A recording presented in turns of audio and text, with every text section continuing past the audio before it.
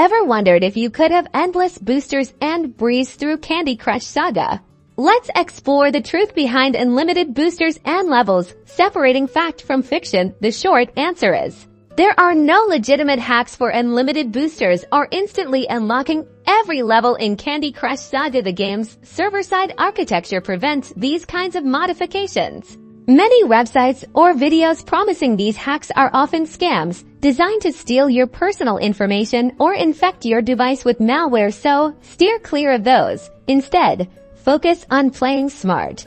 One way to maximize your boosters is to earn them organically. Complete daily challenges and events.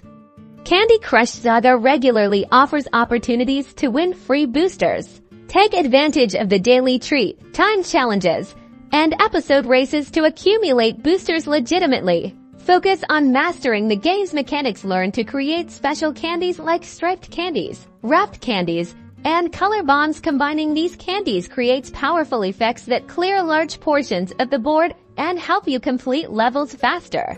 Don't forget to utilize the social aspect of the game. Ask friends for extra lives when you're stuck. Also, take advantage of opportunities to send and receive boosters from friends. Teamwork makes the dream work.